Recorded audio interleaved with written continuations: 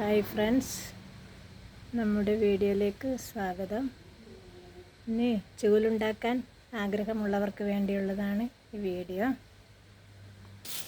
ഞങ്ങൾ ഈർക്കിളി മാച്ചി ഉണ്ടാക്കുന്നത് ഈ രീതിയിലാണ്. കണ്ട, രണ്ടാളും ഇടുന്ന് രാധി ശോഭയും ചൂല് ഉണ്ടാക്കുന്നുണ്ട്.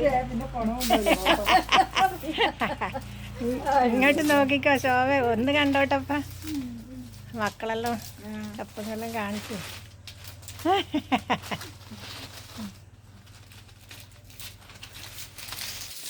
നാലെണ്ണെല്ലാം ഒന്നിച്ച് വെച്ചിട്ടാണ് ഈർക്കിളി എടുക്കുന്നത്. ഒരു കാമണിക്കൂർ കൊണ്ട് നല്ല മാച്ചി ഉണ്ടാക്കാം. ഇതേ രീതിയിലാണെങ്കിൽ പിന്നെ ഈ പച്ച ഓലേനെ കൊണ്ട് മാച്ചി ഉണ്ടാക്കിയാൽ പെട്ടെന്ന് ലൂസായി പോകും. ഇതിൻ്റെ ഈർക്കിളിക്കാണെങ്കിൽ ഒരു കട്ടിയും ഉണ്ടാവില്ല. ഈ ഓലേൻ്റെ മധ്യത്തിലുള്ള ഈർക്കിളി മാത്രമേ നന്നാവൂ. രണ്ട് സൈഡിലുള്ളതും ഉണ്ടല്ലോ, ചെറുതായിരിക്കും, നീളം കുറഞ്ഞ്. ഇനിയുണ്ടല്ലോ, നിങ്ങൾ ആ ഈർക്കിളി എടുത്ത് ഇതിൻ്റെ അപ്പുറത്തുള്ള എടുത്തിട്ട് കെട്ടിക്കോട്ടാ. ഒരു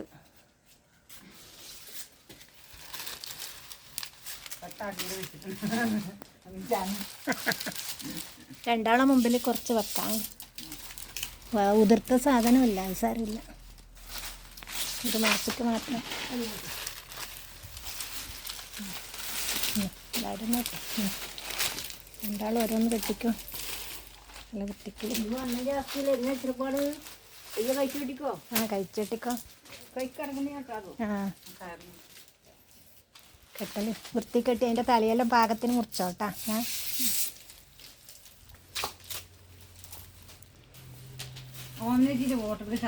പറഞ്ഞൂടെ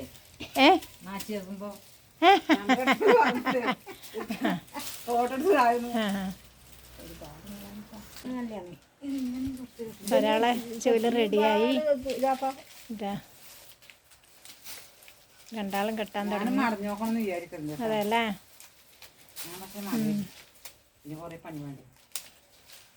അല്ല ഇങ്ങനെ മതിയ എളുപ്പത്തിലായില്ലേ. പുഴക്കരക്കും പിന്നെ വയലിൻ്റെ കരക്കെല്ലാം ഉള്ള പോലെ നല്ല നീളവും ഈർക്കിൽ നല്ല വണ്ണമെല്ലാം ഉണ്ടാവും.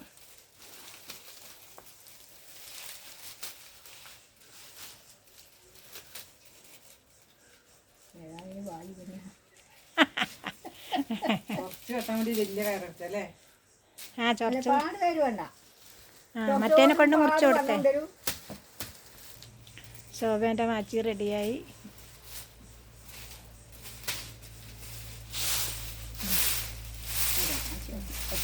എത്ര പെട്ടെന്നാണ് ഇവർ മാച്ചി ഉണ്ടാക്കിയത്.